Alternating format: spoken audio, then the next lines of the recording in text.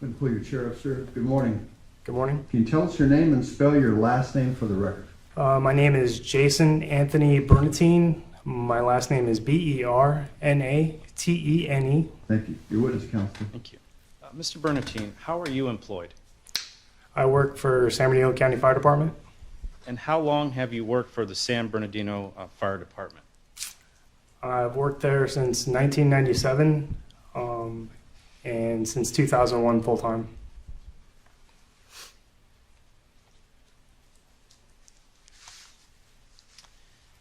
When did you first come into contact, or when did you first meet Robert Limon?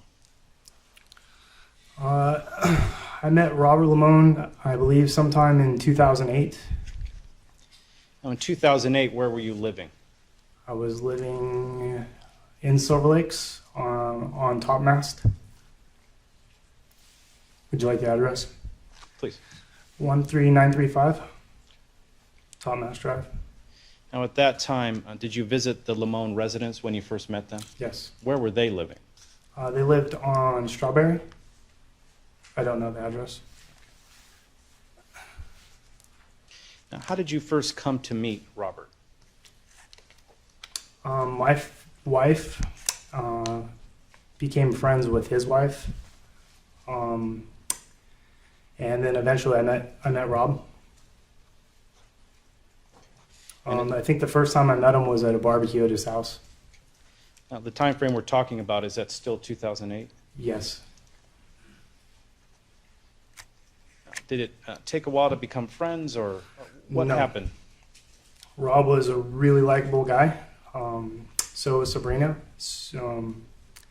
And we became friends very fast. He was a really friendly guy. I'm just giving you the time frame, 2008, 2014. How often would you hang out with the Limons? Often.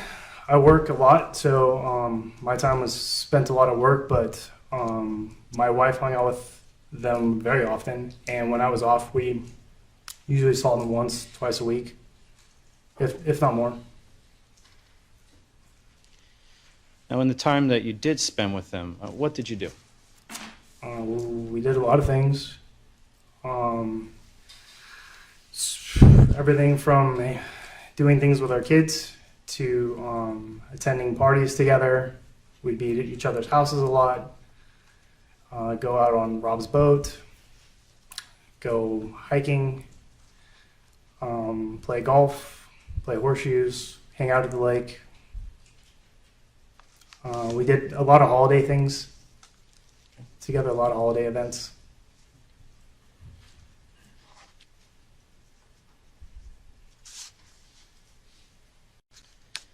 You said that you met Rob in 2008. Is that around the same time you met Sabrina? I actually met Sabrina first. She would come over to my house with my wife, so I met her first.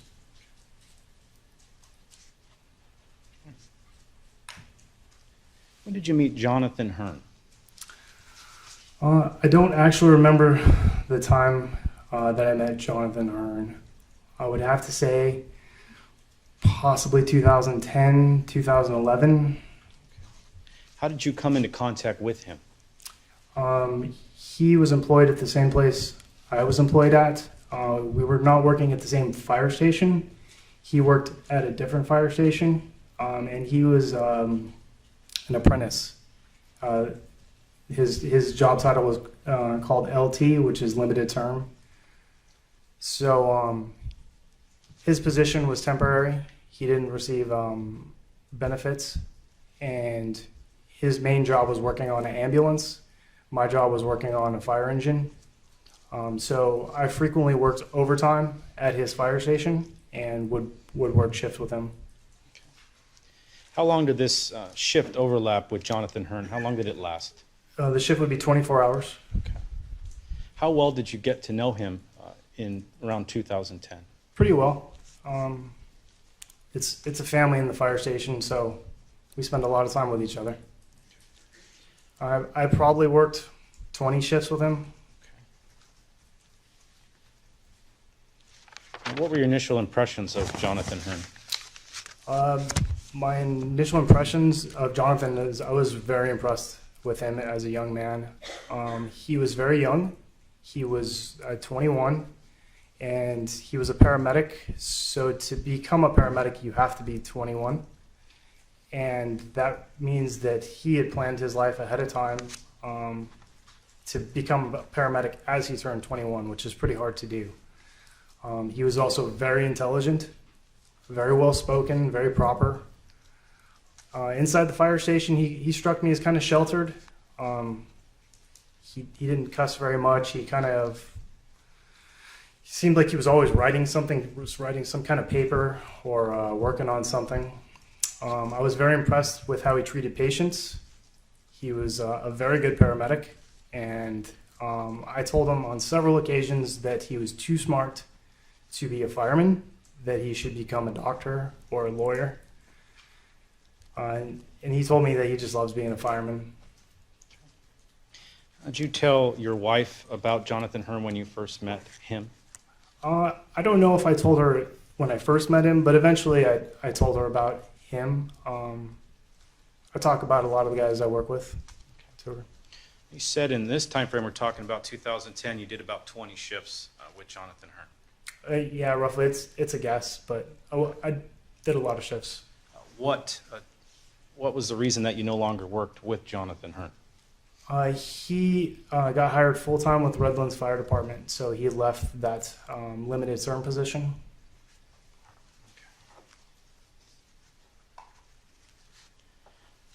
So when, after you worked those 20 shifts, when's the next time you came into contact with Jonathan Hearn? The next time I actually came into physical contact. Either by phone or Okay. contact. So the next time was by text. He texted me. So it was not unusual for people that I work with to have each other's phone numbers. We need to contact each other a lot during the day. So he had my number, I had his. I hadn't heard from him since he left for Redlands. Sabrina Limon said she met a fireman at Costco where she works, which was not uncommon. A lot of guys I worked with would stop by and talk to her, and then she would come and say like, "Hey, I met one of your fireman friends." So for Jonathan, she said his name's John, and I know a lot of Johns that are firemen, so I started naming them, and none of them rang any bells. So I said, "Well, next time you see him, ask him where he works, and I can tell you who he was." And it wasn't very long after she said he works for Redlands. So I'm like, oh, that must be Jonathan Hearn. I don't remember when that was, but it wasn't very long that I started receiving text messages from Jonathan. Okay. And what was the context of those, or content of those text messages? He said, hey Jason, how's it going? He gave me some compliments. He complimented me, said, hey, you're somebody I really like, and I missed you. And I talked with Sabrina. It sounds like you guys have a lot of fun out there at the lake, and I'd love for you to invite me out sometime. Okay. Did you respond to those text messages? Yeah, I did. I'm like, yeah, for sure.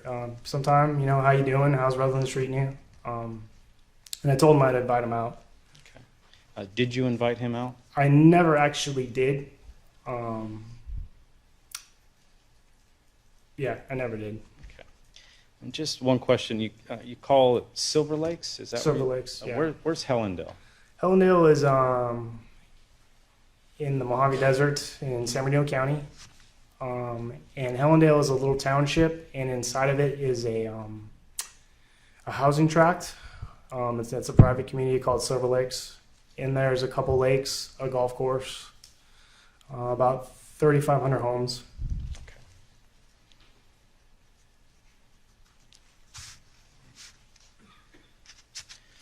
So after this text, I guess, back and forth with Jonathan Hearn, when's the next time you had either phone contact or personal contact with Jonathan Hearn? So the text messages, they would come, and I never really thought anything of it. But then they started coming more frequent, to the point that I actually started to feel a little weird about it. He always had a habit of complimenting me, which guys don't normally do that when they send each other text messages. It got to the point to where I started having a joke with my wife at the time, like, hey, I think this guy likes me. Read this text message. And we'd kind of laugh about it. So those text messages started coming multiple times a week, which it was odd. And then one day in March, a lot of our friends had birthdays. So we always did something in March. And this year, we were going to meet at a bar that Sabrina had a coworker that was playing in a band. And so we all piled in cars. There was probably 10 of us from Silver Lakes, and we go to the bar. And where was the bar located at? In Hesperia. Okay. So it was about 30 minutes away. And do you recall who set up this trip to the bar? Sabrina. Okay. All right. What happened when you arrived at the bar? So we got to the bar, and it was kind of crowded. But when we walked in, I saw 3 guys that I recognized from work. And one of them was Jonathan Hearn. So I was like, hey, how you doing? How you guys doing? I went and actually had a beer with them at the bar. And, you know, they asked me what I was doing there. I'm like, hey, I'm here with my friends from Silver Lakes. And, you know, I sat with them for probably 20 minutes and then went back and hung out with the group I came with. Okay. So you hung out with Jonathan for about 20 minutes or just with the group of other firefighters? Jonathan and the group of there was one other fireman and one gentleman that worked for an ambulance company.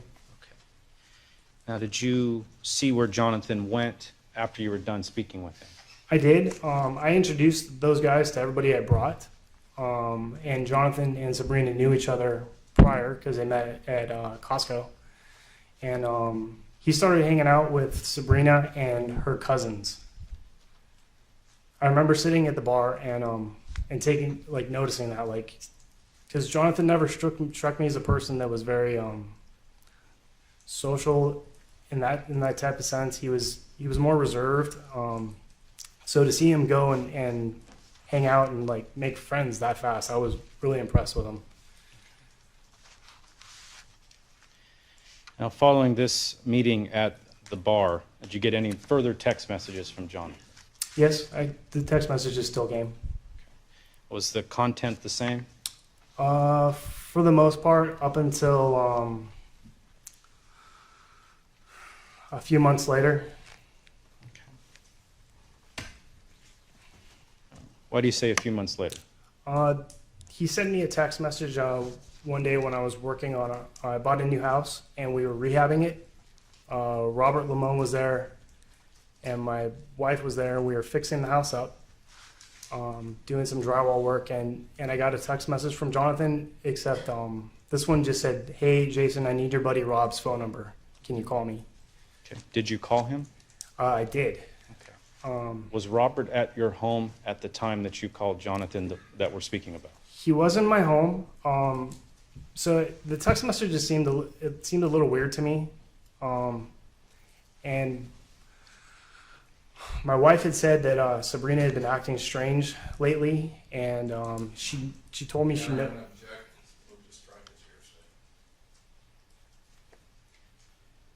So Smith, that's a statement by a party opponent, 1220. On the other hand, it's coming through him, so there's a gap. It's a stain. Understood. Were you present when Jonathan Hearn called your house to speak with Robert? Yes. Okay. Is that in the same time frame? Yes. So what had happened is he texted me. I thought the text was weird. I called him, and I'm like, hey, Jonathan, what's up, man? Why do you need Rob's phone number? And he said, oh, I just really need... Yes. Did you provide the phone to Robert at any time with Jonathan on the line? I did. Okay. So... Did you see how long that conversation was between Robert and Jonathan? Yes. It was approximately 45 minutes, an hour. Now, once the phone call was ended, what was Robert's demeanor? How was he acting? He there's more to this. I don't want to cause problems, but I'll worry about who's causing problems. Ask your next question, Mr. Smith. okay. So his demeanor was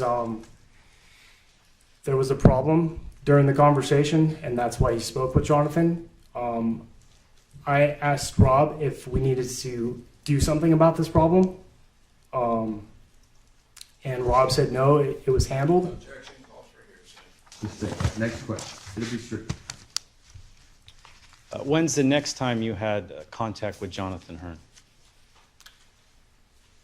So the next time I spoke with Jonathan, I was coming back from a doctor's appointment. We stopped at Costco, and my wife went into Costco. I stayed in the car. I wasn't able to walk on my knee.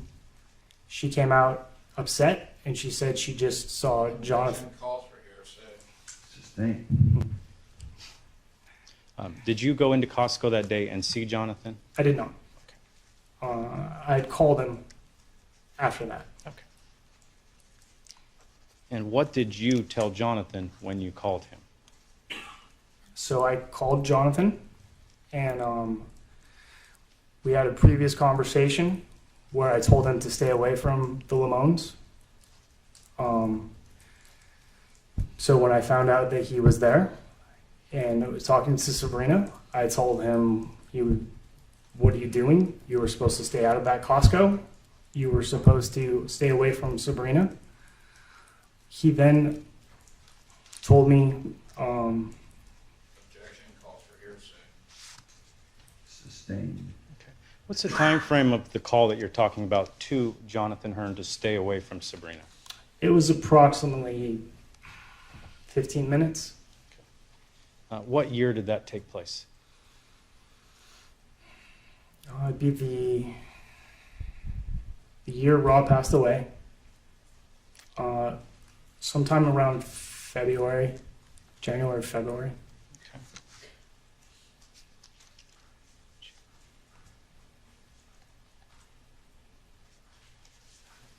Where were you when you first learned about Robert's murder, being murdered? I was in my home. Once you found out, what did you do? We didn't know Rob was dead.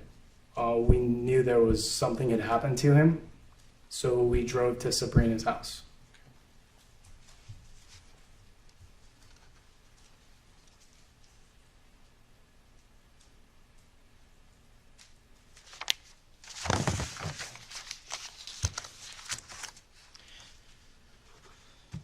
Now, in the weeks following, did you either receive any text messages from Jonathan Hearn or see him in person?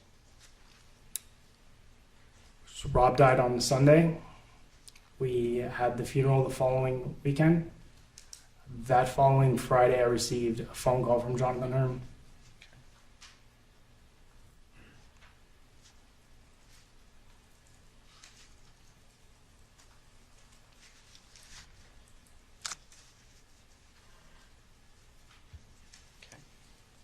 Did you ever see Jonathan in the area of Silver Lakes or Hellendale after the death of Robert? Yes. Okay. When did you see Jonathan? I saw him drive through the intersection of Hellendale Road and Vista Road from my fire station. Okay. Do you recall the approximate date or how I- long after Robert's death? I don't. It was sometime within the 2 to 3 months after Rob's death.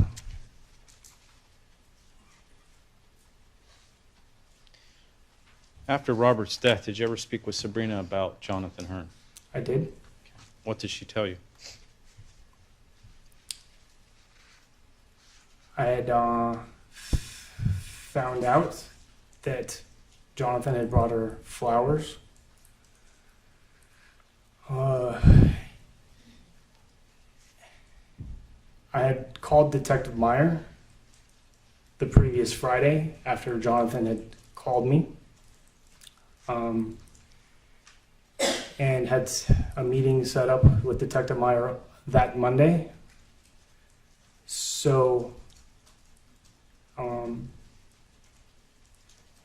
I called Sabrina to actually have her come and meet me when I was meeting Detective Meyer, but I did not tell her that that was the reason I needed to meet her. She did not show up at that time. She left a voicemail at 10 o'clock that night saying that she could not make it. The following morning, I called her and I had not decided if I was going to tell her that I had talked with Detective Meyer or not. But I did want to address the fact that Jonathan went to her house, and I told her that I did not trust Jonathan, that he had tried to use me in the past to get close to her. And I told her about the text messages he was sending me to try to invite him out to Silver Lakes. At that time, she told me that she doesn't have a right to turn anyone in her life away, and that she gets that guy. At that time, I decided I was not going to tell her that I talked to Detective Meyer.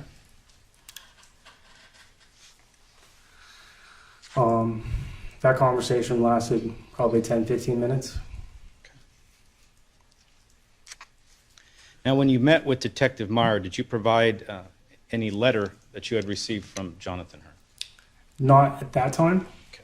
I provided him with a voicemail that Jonathan had left me. Okay.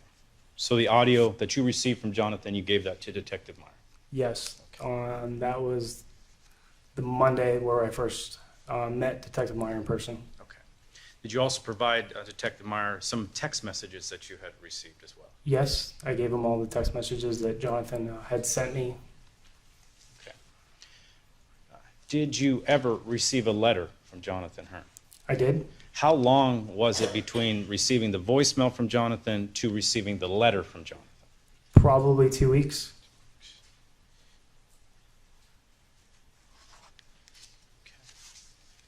Maybe less than that. It might have been a week. I can't remember.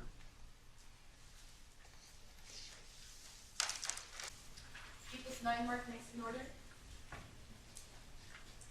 Approach the witness. Please. Mr. Bernatene, showing me what's been marked as People's 9, if you could look at that, please.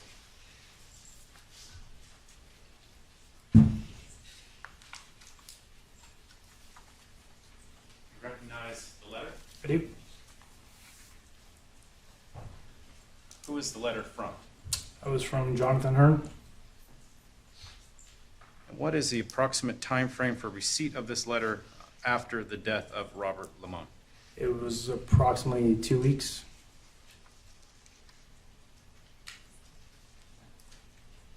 From the death of his death? Yes. It was about a month from Rob's death. It was about 2 weeks after Jonathan called me. Now, Sorry, I missed that last portion. 2 weeks after Jonathan called me? Oh, okay, thank you. Your Honor, I would request People's 9 be moved into evidence at this time. Any objection? Submitted. Be admitted. Mr. Bernatene, the item that just got moved into evidence, People's 9, did you provide this letter to Detective Meyer? I did.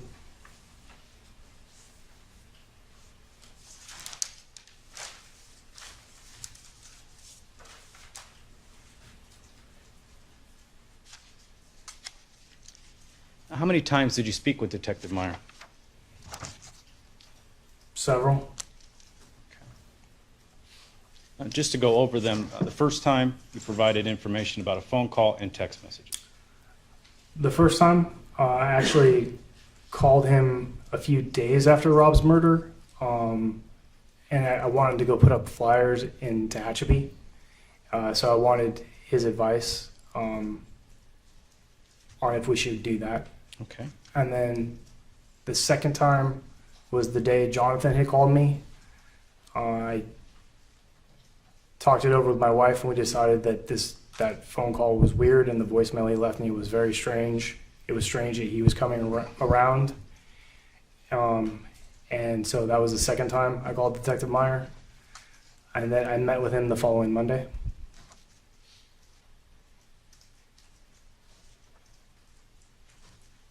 Now, in speaking with Detective Meyer, were you giving that information to assist in solving the murder of Robert Limon? Yes, Were you aware of whether or not there was a reward if you provided information? I did. Yes. Was the reward the driving factor for you providing information to Detective Meyer? No.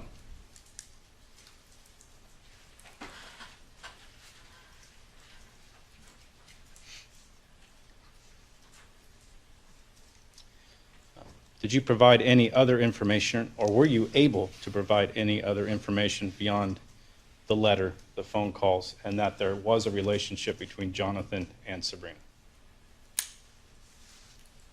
Not that I recall. And the voicemail.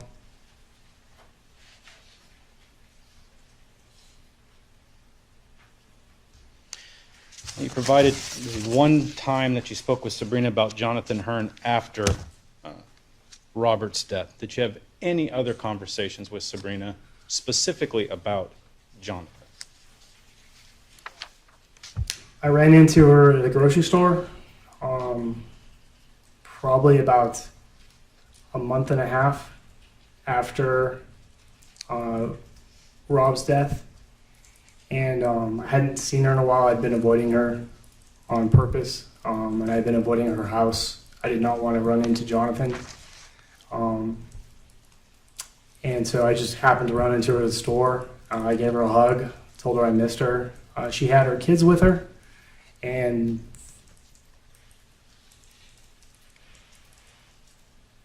the kids mentioned Jonathan. Objection calls for hearsay. Assistant. So, One second. Next question, Mr. Smith. Beaster. And did the kids talk with you? the kids did speak with me. Yeah, they gave me a hug. Do you recall what store this was at? This was in Silver Lakes. It was the Silver Lakes Market. Okay. Now, after the children spoke with you, they did provide you some information, correct? Yes. What was Sabrina's reaction to that information being provided? She changed the subject, kind of hushed them away.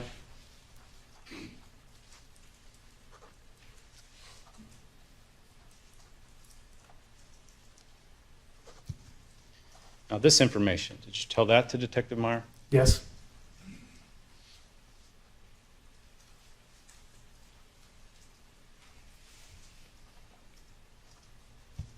Okay. Nothing further.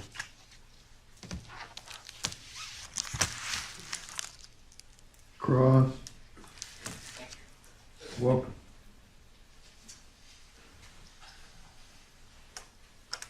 Good morning, Mr. Bernatene. Good morning. Mr. Bernatene, at the time of Rob's death, you and your wife were still together, is that right? Correct. You're now divorced? Yes.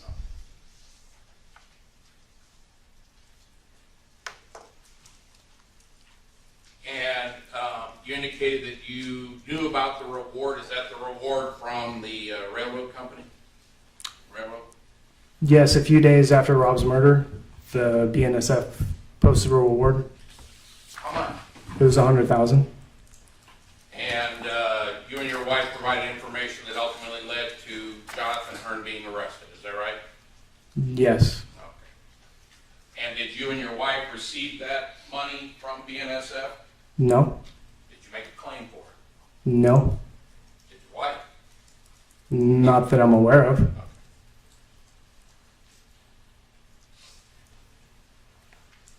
Now, you met the Limons in about, I think it was 2008, you said, is that right? Yes. And that was when they moved into the Silver Lakes area in Helen. They had actually lived there longer. That was just when we met them. Okay. Was that when you and your wife moved into the Silver Lakes area? No. Okay. No, we moved there and we've actually lived there a long time. We grew up there. Okay. Did the Limons live anywhere near you and your wife? In 2008, they lived approximately 2 miles away. And did they move subsequent to that to move closer to you and your wife? The Limons did not. Okay, so they remained at the same location up until Robert's death, is that Yes. right? And you remained at the same location up until Robert's death?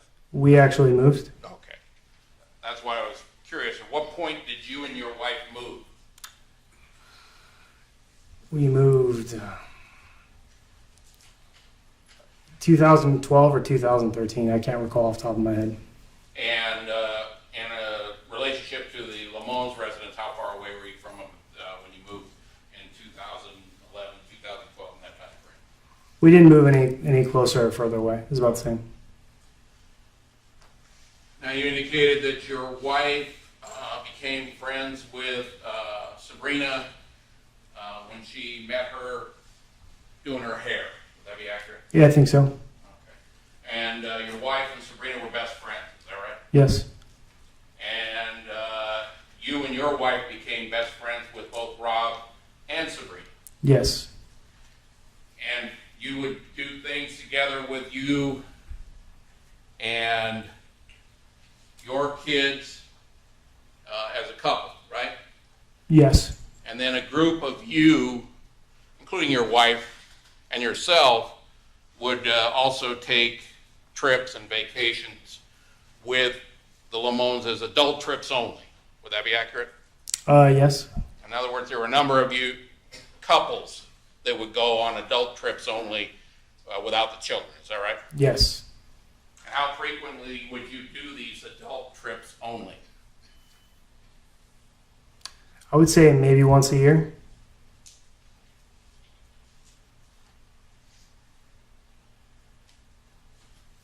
Now, some point, you said you began working with Jonathan Hearn at approximately, I think it was 2011, is that right? Yeah, that's just a rough guess. Best guess. Yeah. The, He was 21, so whenever that was. okay. Now, you indicated that when you were in contact with him and worked with him when he was working as a paramedic, he was 21 years old and he was already a paramedic, is that right? Correct. Okay.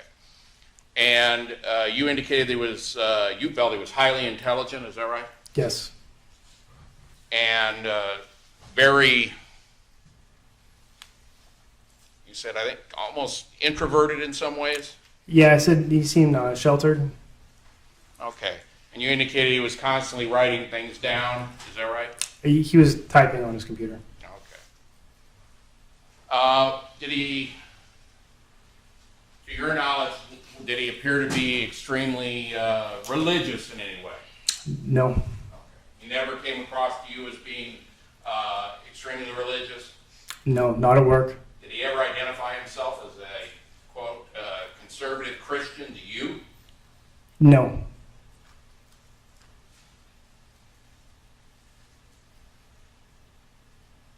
Not at work during the time frame you're talking. Well, during the time frame that you knew him from 2011 until 2014, when you were having contact with him, did he ever indicate to you he was a conservative Christian?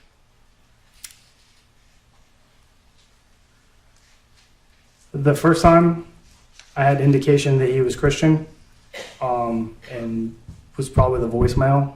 I might have known he was Christian, but it wasn't a topic or an issue, or I didn't even remember that he was Christian if he told me. Now, you say the voicemail, that's the one you played for Detective Meyer? Correct. And what led you to believe in that voicemail that he was a conservative Christian? References to God. A lot of them? There were several.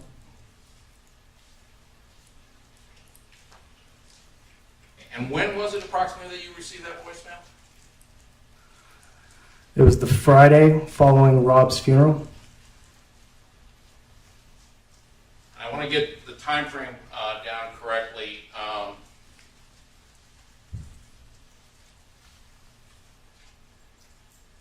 Rob was killed on August 17th, is that right? Correct. His funeral was August 22nd. It was the following weekend. Sound about right? it was approximately 2 weeks later you got the voicemail? So I don't have a calendar, but if the funeral was on the 22nd, and I believe his funeral was on a Sunday, it was the following Friday, so it would have been 29th. 29th. 27th. Now, there was the incident, I want to go over that a little bit. You indicated you were getting text messages continuously from Jonathan Hearn, complimentary text messages and asking other information from when you saw him in the bar in late 2012, beginning of 2013, is that right?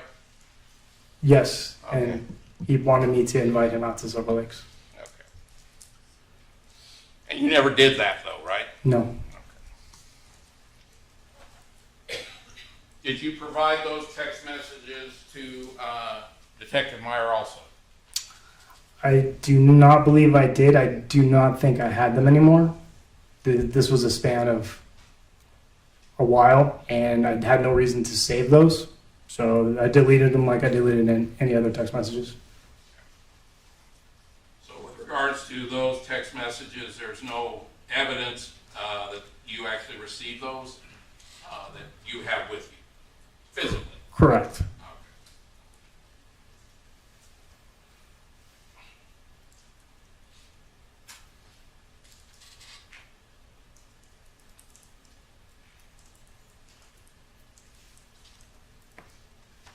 Now, you indicated at some point he called you asking for Rob Limon's phone number, is that right? He texted me. Texted you. And that was when Rob Limon was working on your house doing, helping you renovate it, is that right? Correct. Okay. And that was the house that you just bought when you moved, is that right? Correct. Okay. And so you were remodeling that house, Mm-hmm. is that a yes? Yes. The young lady's got to take it all Oh, down. sorry. That's all right. And it's your recollection that was sometime in the beginning of 2013, is that right? I'm going to think about that for just 1 second to confirm it.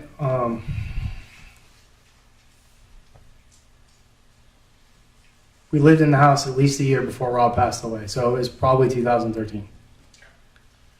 And at that point, Rob was at your house. He was in my house, yes. And where were you when you received this text message? I was in my house working. I walked by my phone because I didn't have it on me, and I saw the text message from Jonathan. And did you respond to his text message? I did with a phone call. Okay. And you called him and spoke to him? I did.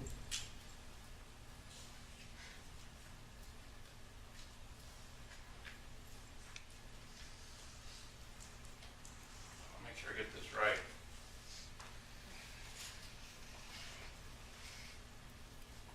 You asked him if he had something going on with Sabrina, is that right?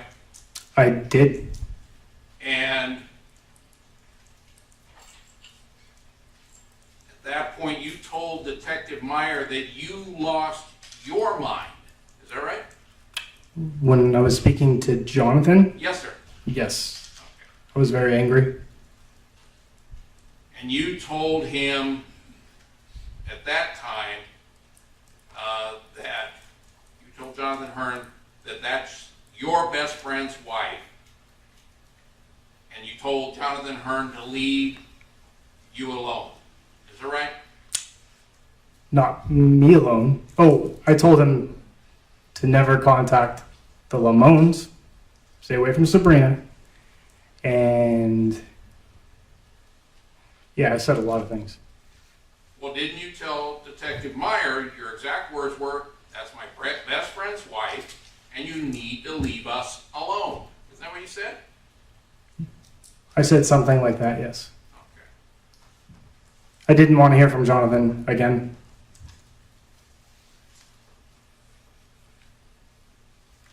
At that point, you went to Robert Limon and told him that you had Jonathan Hearn on the Correct. And Actually, I said something prior to that. well, you said, dude, I don't know what's up, but I have Jonathan Hearn on the phone. I said, I have something to tell you.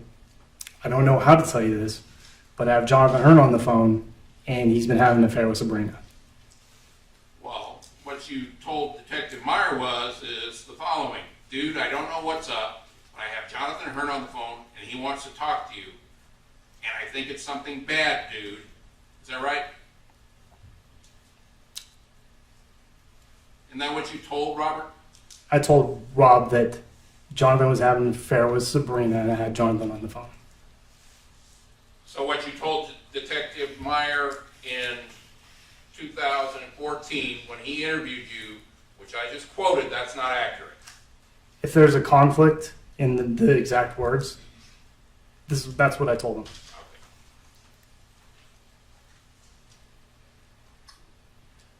By the time I walked up to Robert, I was aware of Jonathan's affair with Sabrina. Well, you went up to him and said you knew about they were involved in some way. Is that right? I said he's been having an affair with Sabrina. Okay. And you went up to Robert, and at some point you became aware that Robert already knew about Jonathan Hearn, right? Correct. He told me he found out, I think the night before.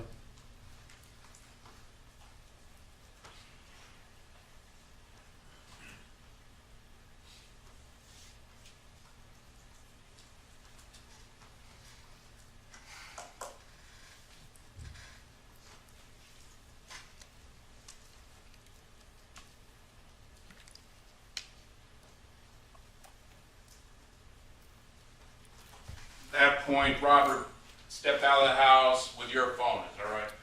Correct. And you didn't hear the rest of what the nature of the conversation was between Robert and Jonathan, or at least Robert's end of it, right? No, he went and sat on my back patio and talked with Jonathan. That's the extent of what you knew at that point in time, is that right? Yes. Now, at some point during the course of your friendship with the Limons, you became aware that they had an open marriage, correct?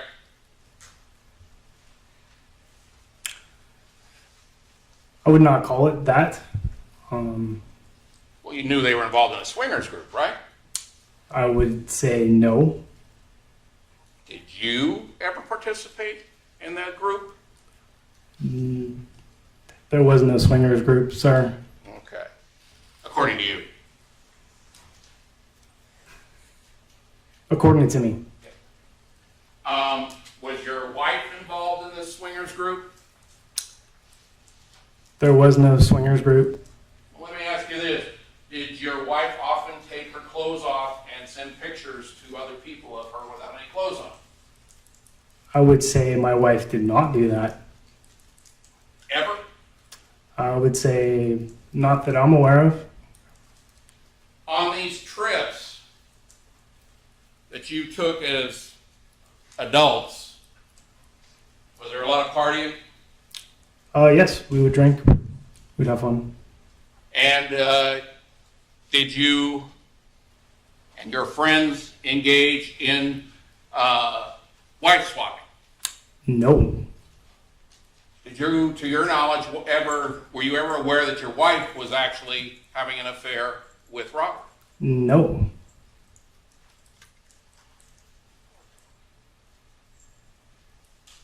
So you were unaware at any time that your wife was having sex with Robert Limon? My wife never had sex with Robert Limon. That you know of? That's the only thing I'm going to testify to. is, You know. is what I know, yes.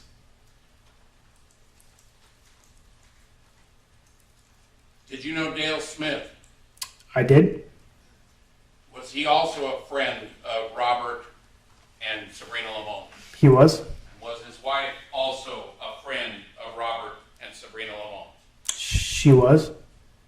To your knowledge, were they involved in what we call swinging or spouse swapping? So I did not see it, and nobody told me, and so not that I know of. So there were no instances where you or your wife or Sabrina and Robert were all in bed together? So that did happen. Sleeping together? So my wife and I and Rob and Sabrina would engage in sexual activities, but it was not wife swapping. Okay. It was more girls, and Rob never had sex with Kelly, and I never had sex with Sabrina. As far as you know. As far as I know, and there was no club. I didn't say club, I said group. Oh, there was no group. Okay.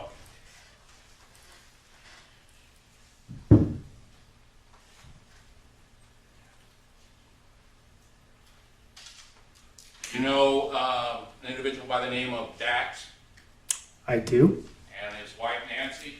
I do.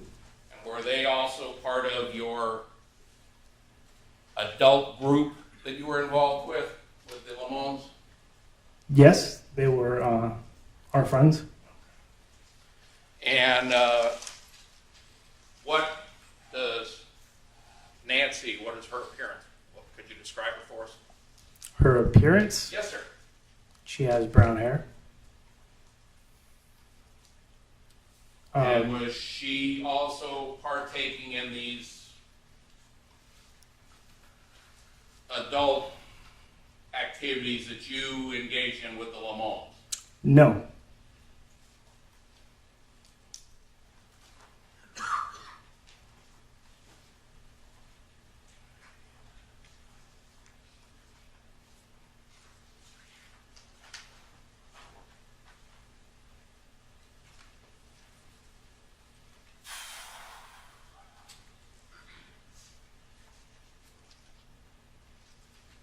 If I may approach your arm. Showing you what's been previously marked as Defense Exhibit B. Do you recognize the person in that photograph?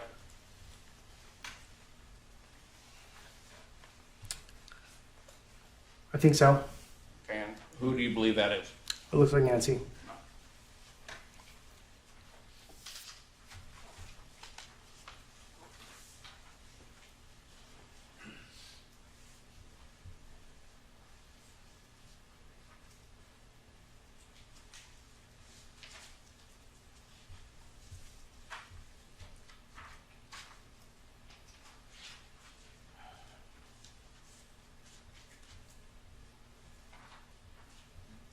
Defense Exhibit D, marked next in order.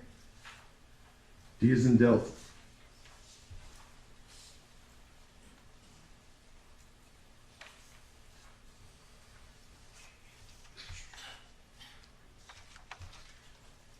I may approach, showing you what's been previously marked as Defense Exhibit D. You recognize the person depicted in that photograph? I do. And who is that? That's my ex-wife, Kelly. Kelly.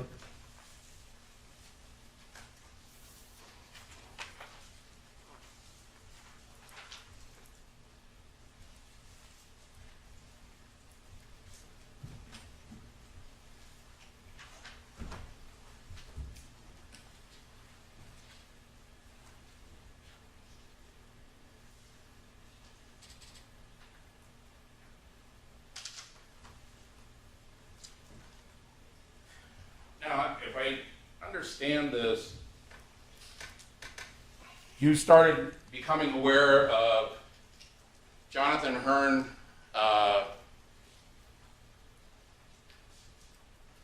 pursuing Sabrina in about 2012, right?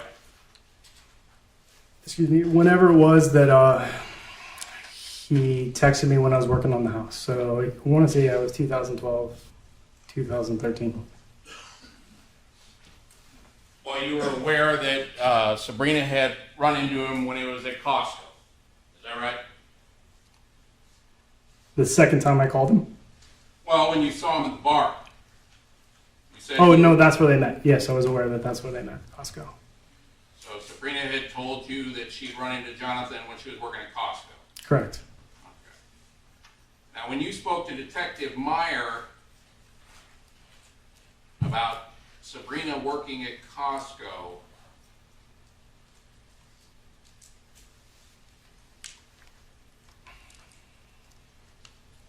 you indicated that you told Detective Meyer that I want to make sure I get this right. You got a bad feeling about her getting the job, is that right? I did. Okay. And you told Detective Meyer that you talked to your wife about it and that you felt weird about Sabrina having a job and you felt that she was going to be exposed to a lot of people and you weren't comfortable with it. Is that right? I wouldn't put it in those terms. We recently had a friend who started having an affair on her husband when she started working at Costco. So that was more pertaining to that. So because your friends that started working at Costco and had an affair there, then you were concerned about Sabrina coming into contact people that might spurn her to have an affair? Something like that, yeah. Well, wouldn't you agree that that's more between Rob and Sabrina as to whether or not she works and where she works? Absolutely. But you felt it was bad and you were concerned about it, is that right? Yes, and this was a conversation I had with my then at the time wife, and that's where it ended and just stopped. Well, you told Detective Meyer that you thought it was, I put it that it was, felt weird and that she was going to be exposed to a lot of people and you weren't comfortable with it, right? So during when I'm giving my interview to Detective Meyer, I said something like that about the feeling I had when she got the job. Yeah.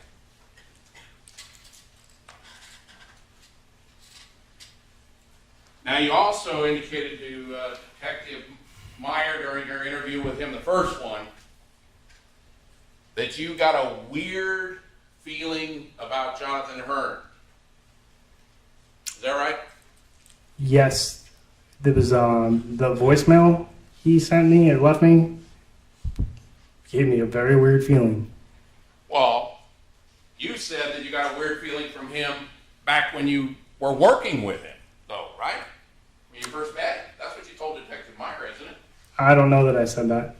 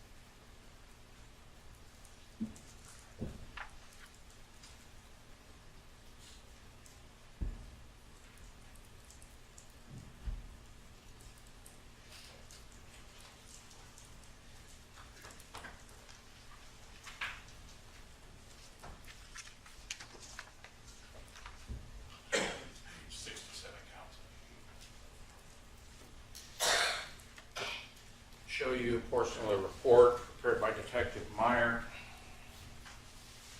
Highlighted portion, ask you to read that paragraph so you can have any context.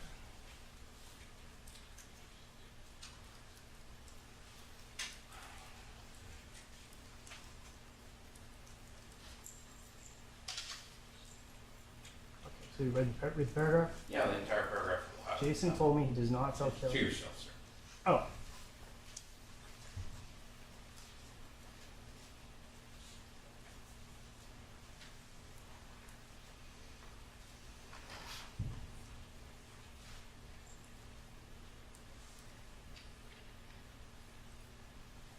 Just let me know when you've had a chance to read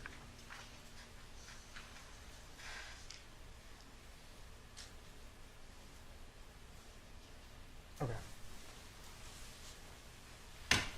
You remember telling Detective Meyer that when you were working with him in San Bernardino, it was extra help, that he gave you a weird feeling? So no, I did not remember that, but it's transcribed, so I must have said it. Well, that's what you told Detective Meyer when you were interviewed by him, wasn't it? Yes.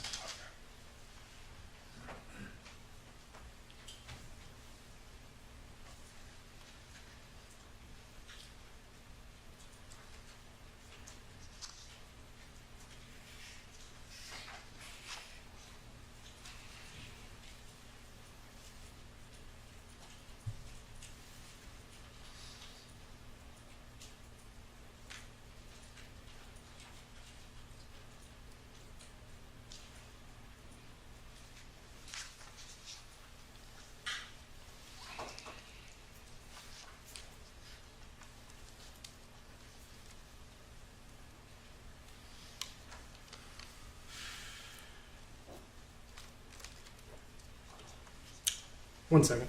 Your Honor, is it possible to get another bottle of water? Another bottle, no. A cup, yes. Oh, all right. I'll take a cup if you guys got one.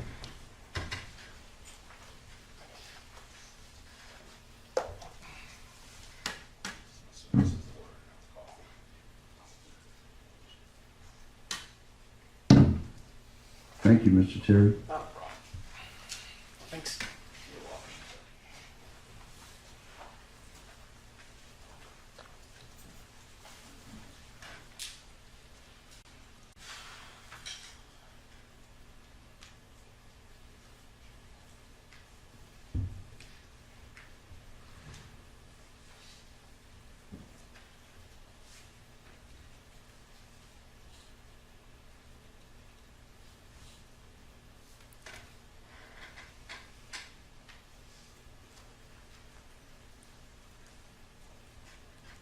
Okay, now you indicated that you received a text message from Jonathan, and I think you said that was approximately, or a voicemail call, I should say, approximately a month after Rob passed away? So it was the Friday following Rob's funeral. Okay. He called me, and I didn't answer the phone. It went to voicemail. And that's the voicemail you provided to Detective Meyer. Correct.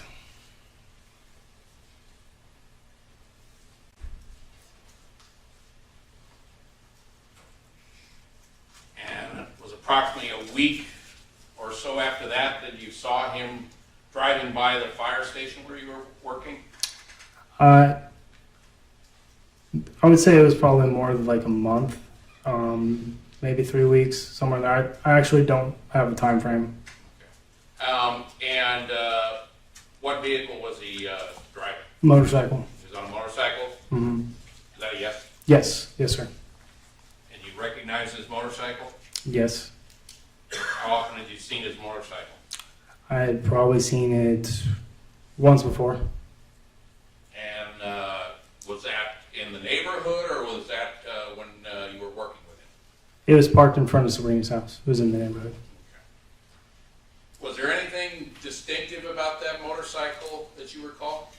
It's a very unique motorcycle, and it Also? had a. It was like an older fashioned. It looked like an older fashioned motorcycle, and it had "Forgiven" airbrushed on the side of it. On the tank, or on the gas tank? I believe it's on the gas tank.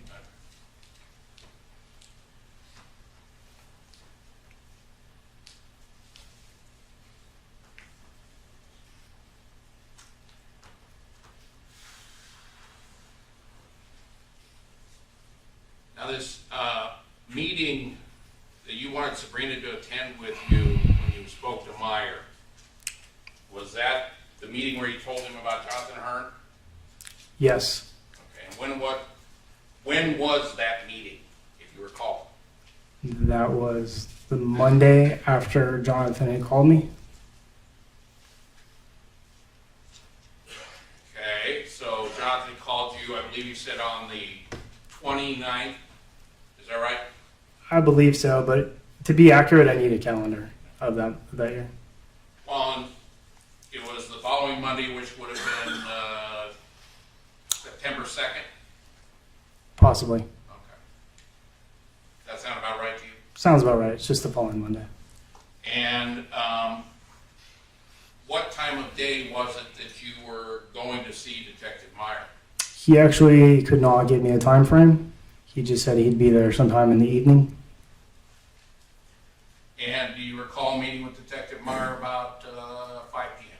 Something like that. It was late afternoon. And you said that you got a call from Sabrina later saying she couldn't make it? Yes. She. How much later? I think it was around 10 o'clock. Do you know where she'd been? I do not. Okay. Do you know what she had to deal with that day? I do not. But she told you she would be unable to make it. She called me and told me sorry that she couldn't make it. Let me ask you this. What time was it that you called Sabrina to ask her to go with you to meet with Detective Meyer? It would either been Friday or Saturday.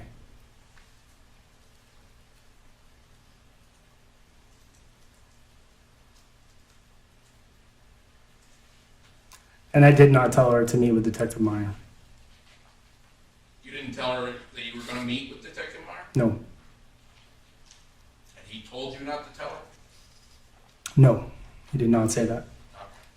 He did not know that I had invited her to the meeting until after he had arrived. Did you intend to tell, or were you going to tell Sabrina that you were going to talk to Detective Meyer about Jonathan Hearn? I knew Sabrina would not want me to tell the detectives that she had had an affair with Jonathan Hearn. So I did not want to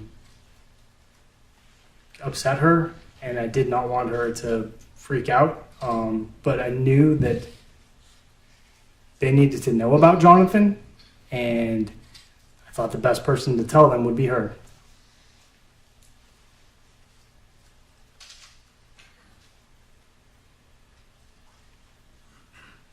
At the end of the interview you provided to Detective Meyer, he told you not to tell Sabrina about your discussions with him about Jonathan Hearn. Is that right? Correct. He asked that that I not tell anybody that we met until he had a chance to look into Jonathan Hearn.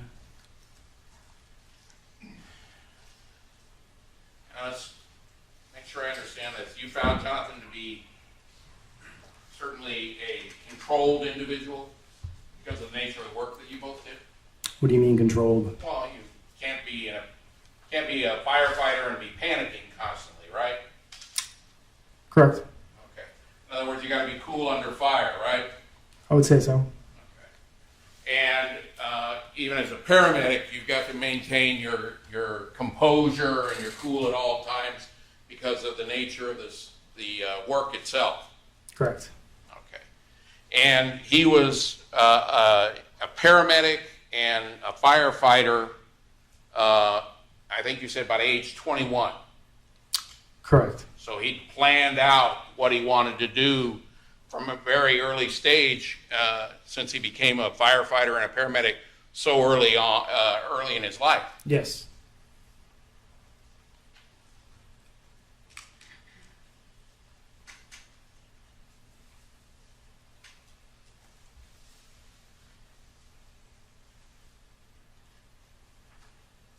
And wouldn't you agree that you indicated that he was extremely, in your mind, extremely intelligent, I believe you said. Is that right? Yes.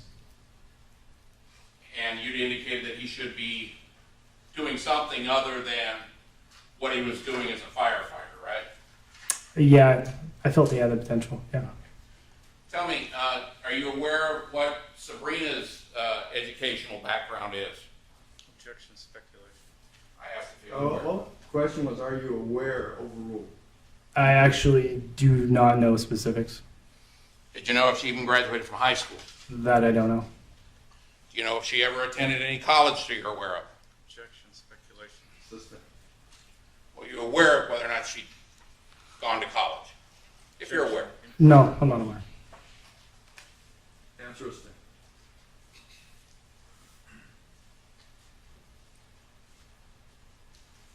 At the time, did you know how long Sabrina and Rob had been together when you first met them? I don't. You- I know they knew each other since like late teens. It seemed like early 20s.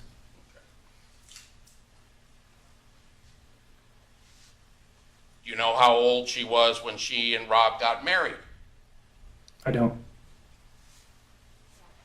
You would say Sabrina was kind of a very outgoing and friendly person, would you not?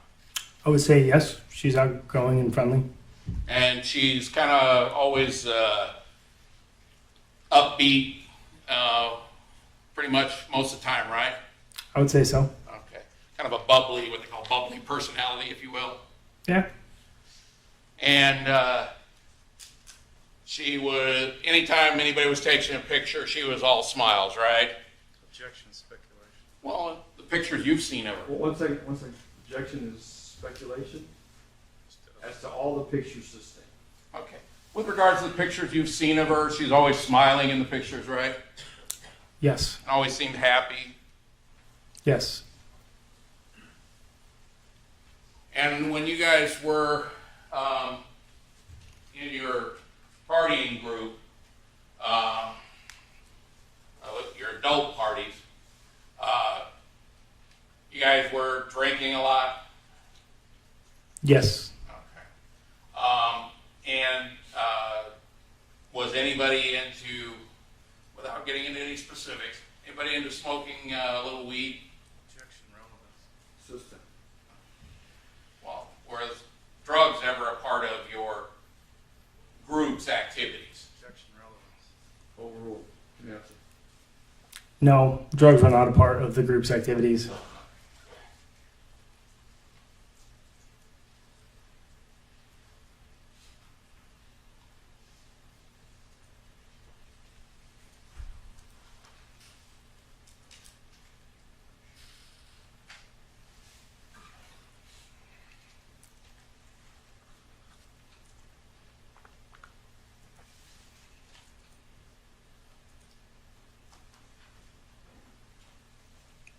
Now, you indicated that after Rob's death, you went over to Sabrina's home. Is that right? After, Immediately after you heard about his death. yes, we didn't know he was dead. Okay. You knew something had happened to him. Yeah, we knew something bad had happened. Did you and your wife go to the home?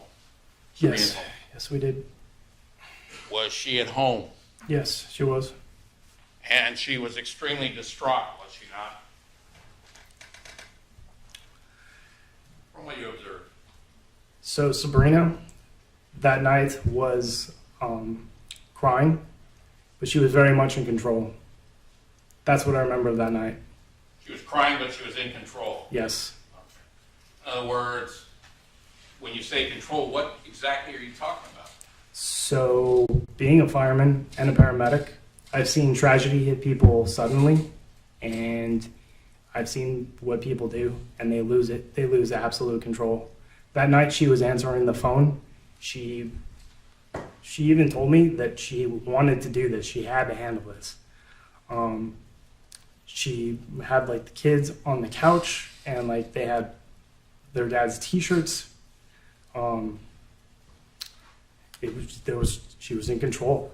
It bothered me so much, I actually had to leave the house. And you say you view that as being in control, is that right? Yes. She's got two small children at that point, right? Yes. She didn't want anybody else to know that Rob had died. She wanted everyone to have one last night of good, and then she was going to tell everybody the next day. And in your mind, that's strange. Is that right? In my mind, it was very strange. Okay. But have you ever been a single mother who just had her husband murdered with 2 small children? No, I haven't. Okay. Now, you've seen a lot of tragedy in your job, Yes. and everybody deals with it in a different way. Would you not agree? To a varying degree, yes. Okay. But you made a judgment as to Sabrina's mental state and her emotional state on that night, right?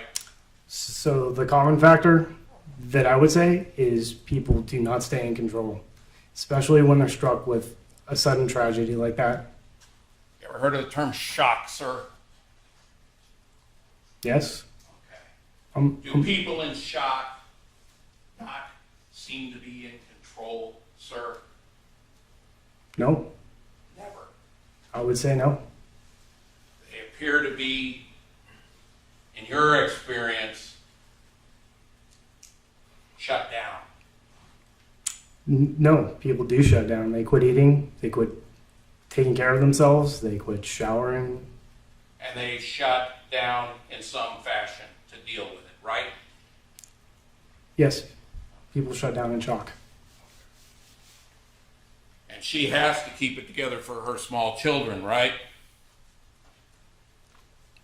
Yes, In other words, her losing it in front of her kids isn't going to benefit the kids any, is it? I would, In your mind. What's the objection, Mr. Smith? Since you had it in your mind, I'll let it go. Withdrawn? Go ahead. so in my mind, I don't know. Thank you. I have nothing further at this time, Your Honor. Mr. Smith, read.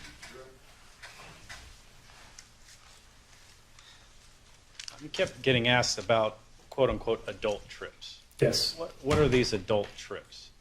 So I'm assuming he's referring to possibly like we would go to the river or we would go wine tasting where we didn't take kids.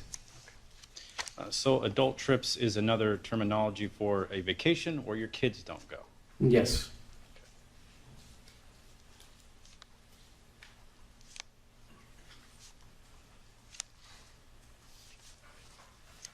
You talked about drinking alcohol on those trips. Yes. Now, did Rob drink a lot of alcohol? He drank. What about Sabrina? She drank. Now, in all those times where you're hanging out on adult trips, drinking alcohol, did you ever have sex with Sabrina Limon? No.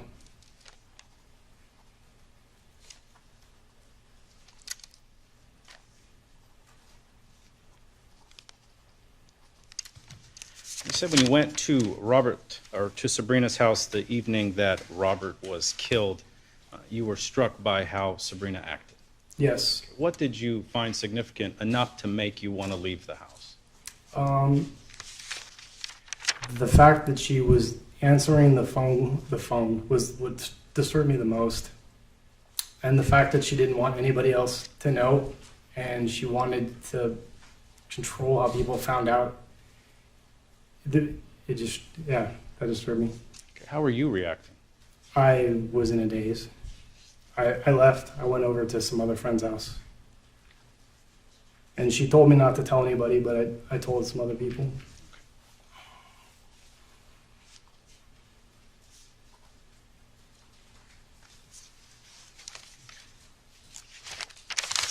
Nothing further on it. Thank you. Cherry, based on those questions, anything, sir?